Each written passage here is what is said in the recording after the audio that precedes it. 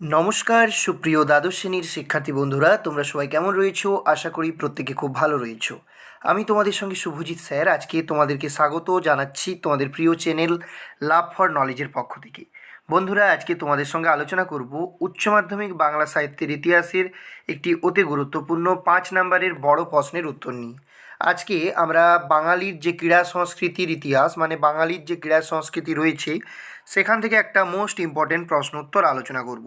তো at first আমরা দেখে নিচ্ছি প্রশ্নটি কী রয়েছে। প্রশ্নতে বলা হয়েছে সাঁতারে বাঙালির অবদান আলোচনা করো।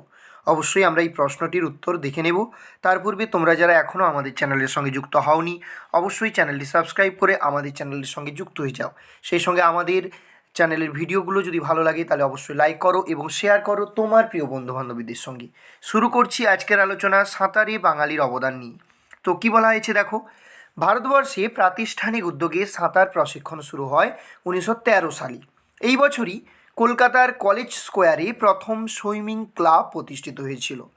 প্রতিযোগিতামূলক সাঁতারের ইতিহাসে যে কজনের বিশেষ অবদান রয়েছে তারা হলেন, সবার প্রথমে আমরা দেখে নিচ্ছি সেই বিশিষ্ট ব্যক্তি যিনি সাঁতারে কৃতিত্ব অর্জন করেছিলেন, মিহির সেন। প্রথম বাঙালি সাঁতারু মিহির সেন।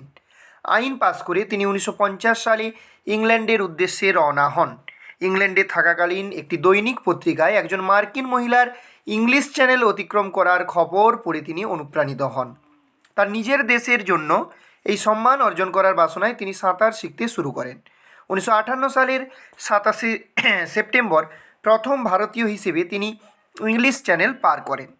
দেশে ফিরলে তাকে পদ্মশ্রী সম্মানে ভূষিত করা হয়। ওকে, এরপর আমরা চলে যাব আরতি সাহা। যে কজন বাঙালি মেয়ে ক্রীড়া জগতে নিজেদের প্রতিষ্ঠিত করেছেন তাদের মধ্যে অন্যতম হলেন আরতি সাহা।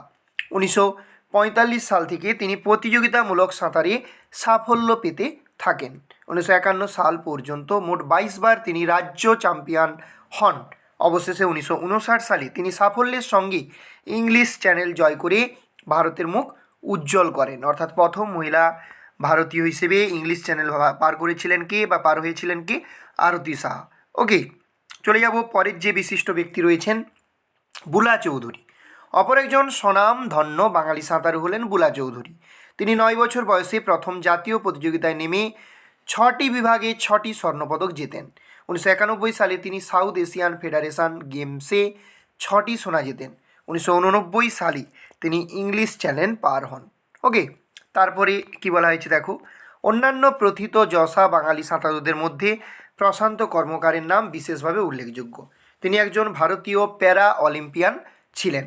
তিনি অর্জুন পুরস্কারে ভূষিত হয়েছেন। তো সুপ্রিয় শিক্ষার্থী বন্ধুরা, এই ছিল আজকের আলোচনা। আজকের আলোচনাতে তোমাদের সঙ্গে আলোচনা করলাম সাঁতারে বাঙালির অবদান আলোচনা করো এই প্রশ্নটির উত্তর নিয়ে। আশা করি তোমাদের ভিডিওটি ভালো লাগলো। যদি ভিডিওটি ভালো লাগে তাহলে অবশ্যই একটি লাইক করো এবং তোমার প্রিয় বন্ধুবান্ধবীদের সঙ্গে ভিডিওটি বেশি বেশি করে শেয়ার করে দাও, বিকজ শেয়ারিং ইজ কেয়ারিং। দেখা হবে পরের ভিডিওতে। জয় হিন্দ, জয় ভারত।